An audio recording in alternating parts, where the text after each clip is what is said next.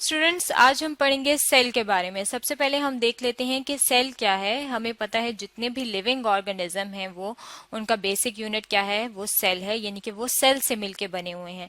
अगर हम living organism की बात करें तो प्लांट्स, पौधे जो हैं वो भी लिविंग ऑर्गेनिज्म हैं, एनिमल जो हैं वो भी लिविंग ऑर्गेनिज्म हैं, इंसान भी लिविंग ऑर्गेनिज्म है। इसका मतलब है कि ये सारी चीजें जो हैं ये बेसिकली सेल से मिलके बनी हुई हैं। यहाँ पे अगर आप अपने सामने इस डायग्राम में देखें तो इस डायग्राम में आपको ये सेल की स्ट्रक्चर नजर आ रही है। जिस तरह से अगर आप बिल्डिंग की बात करें, बिल्डिंग जो है वो ईंटों से मिलके बनती है, इसी तरह जो जिस्म है किसी भी जानवर का या पौधे का वो सेल से मिलके बनता है। अब अगर हम इस सेल की बात करें तो पूरे जिस्म में बहुत सारे काम होते हैं। जो भी लिविंग ऑर्गेनिज्म होता है वो खुराक भी ले रहा होता है, सांस भी ले रहा होता है। अगर हम इंसानों या जानवरों की बात करें, उनके अंदर ग्रोथ भी हो रही होती है। अब ये जो इतने ढेर सारे फंक्शन हैं, इतने ज्यादा सारे काम हैं, वो इस वजह से हैं कि इनके अंदर मुख्तलिफ जिस्म के अंदर मुख्तलिफ किस्म के सेल मौजूद होते हैं। और वो जो मुख्तलिफ किस्म के सेल हैं वो हर सेल जो है वो एक मुख्तलिफ काम करता है। इसलिए हम कहते हैं कि जो सेल हैं पूरे ऑर्गेनिज्म की बॉडी के अंदर, उनके अंदर डिवीजन होती है लेबर के लिहाज से, यानी कि उनके काम के लिहाज से हर सेल जो है वो डिवाइड हुआ होता है। और इसी डिवीजन की वजह से क्या होता है कि हर सेल जो है वो मुख्तलिफ होता है, डिफरेंट होता है, और मुख्तलिफ होने की वजह से वो मुख्तलिफ काम करता है। और मुख्तलिफ काम करने की वजह से जो पूरी बॉडी के काम है वो कोई कोई सेल जो है वो कर रहा होता है, और पूरा एक ऑर्गेनिज्म के जो फंक्शंस हैं वो चलते रहते हैं। अब अगर हम इसकी बात करें कि ये जो सेल हैं इनके अंदर ये कौन कौन से डिफरेंट सेल्स हैं जो मुख्तलिफ किस्म के काम करते हैं, जिसकी वजह से पूरे एक ऑर्गेनिज्म की बॉडी जो है वो अपने फंक्शन बरकरार रख सकती है, तो सबसे पहले जो है हम देख लेते हैं कि एनिमल्स के अंदर मसल सेल्स मौजूद होते हैं। मसल सेल्स जो हैं ये कहाँ पे मौजूद होते हैं, ये मसल्स के अंदर मौजूद होते हैं। यहाँ पे आप अपने सामने ये जो डायग्राम देख रही हैं ये मसल सेल्स की है। और ये कहाँ पे हैं, जो हमारे बाजू होते हैं, जो टांगे होती हैं, इसके अलावा जो जानवरों के भी मसल्स होते हैं, जो उनकी भी लेग्स होती हैं, उनमें भी मसल सेल्स मौजूद होते हैं। और उनके अंदर यहाँ पे आप देख सकते हैं कि सेल के अंदर ये सेंटर में न्यूक्लियस मौजूद है।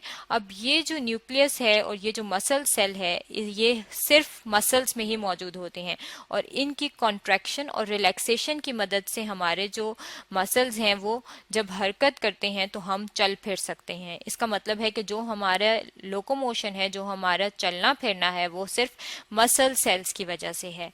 अब अगर हम एक और सेल्स की बात कर लें तो हमारी बॉडी के अंदर नर्व सेल्स भी मौजूद होते हैं। नर्व सेल्स कौन से सेल्स होते हैं, ये हमारे असाबी निज़ाम के सेल्स होते हैं।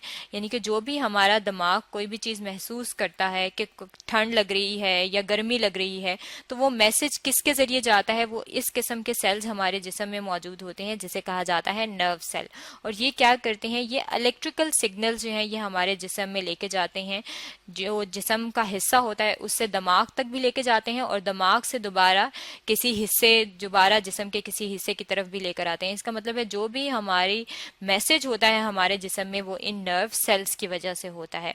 यहाँ पे आप इनकी स्ट्रक्चर भी देख सकते हैं कि इस किस्म के यहाँ पे नर्व फाइबर उनके अंदर मौजूद होते हैं जिन्हें एक्सॉन कहते हैं, और उसके ऊपर जो है ये एक शीट होती है जिसे कहा जाता है माइलिन शीट। इसके अलावा अगर हम बात करें तो हमारे जिस्म के अंदर कुछ सेल्स ऐसे होते हैं जिन्हें कहा जाता है ग्लैंड सेल्स। अब ये जो ग्लैंड सेल्स हैं ये अगर हम बात करें तो कहाँ पे मौजूद होते हैं, जब हम खाना खाते हैं, जब भी हम कोई फूड लेके जाते हैं तो वो फूड जो है वो हमारे जिस्म में हजम हो जाती है। अब वो हजम किस तरह से होती है, उसके हाजमे की अगर हम बात करें तो उसके लिए यहाँ पे हम अपने सामने इस डायग्राम को रख लेते हैं। इस डायग्राम में यहाँ पे आप अपने सामने जो है वो देख सकते हैं कि ये फूड जो है वो हम अंदर लेके जा रहे हैं। जब ये हमारे स्टमक में पहुंचती है तो हमारे स्टमक में जो है वो ग्लैंड सेल्स मौजूद होते हैं। अब ये ग्लैंड सेल्स क्या करते हैं, ये सिक्रीट करते हैं गैस्ट्रिक जूस को, और इस गैस्ट्रिक जूस की वजह से जो भी हमारा खाना होता है वो जल्दी से हजम हो जाता है। इसका मतलब है कि जो स्टमक के सेल्स हैं वो स्पेशल हैं, उनका काम स्पेशल क्या है कि खाने को हजम करना। वो एक जूस सिक्रीट करेंगे जिसकी वजह से हमारा खाना हजम होगा, और बाकी जिस्म का कोई भी हिस्सा जो है वो ये जूस रिलीज नहीं करेगा। इसका मतलब है कि ये जो सेल है इसका स्पेसिफिक फंक्शन क्या है, सिर्फ हाजमे के लिए।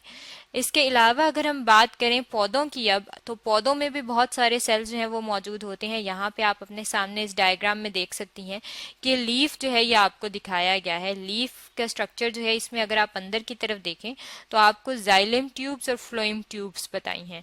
अब ये जो जाइलम ट्यूब्स और फ्लोएम ट्यूब्स हैं ये किस चीज से मिलकर बनी होती हैं? ये सेल से मिलकर बनी होती हैं। और जो जाइलम ट्यूब्स के जो सेल्स होते हैं उन्हें कहा जाता है जाइलम सेल्स, और जो फ्लोएम ट्यूब्स के सेल्स होते हैं उन्हें कहा जाता है फ्लोएम सेल्स।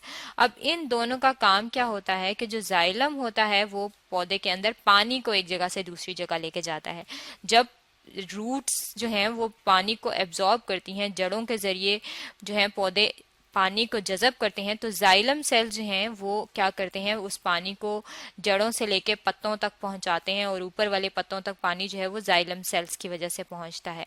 अब अगर हम फ्लोएम सेल्स की बात कर लें तो फ्लोएम सेल्स जो हैं वो क्या करते हैं, वो खुराक को एक जगह से दूसरी जगह लेके जाते हैं। पौधों के अंदर खुराक कहाँ पे तैयार होती है? लीफ के अंदर तैयार होती है।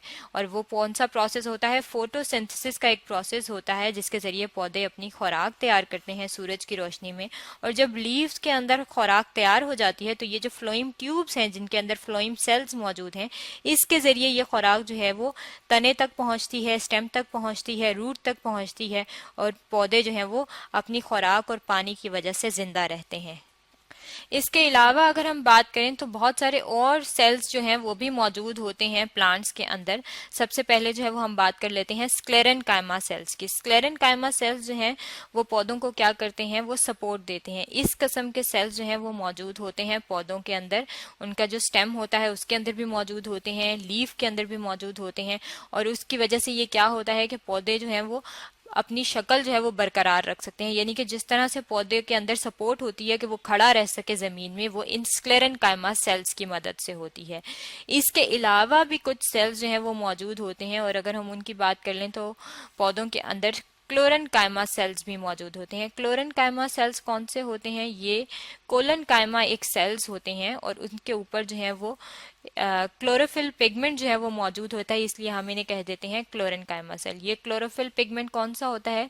ये वो पिगमेंट होता है जिसकी वजह से पौधे हमें सब्ज नजर आते हैं, और ये क्या करते हैं, ये फोटोसिंथेसिस में हेल्प करते हैं।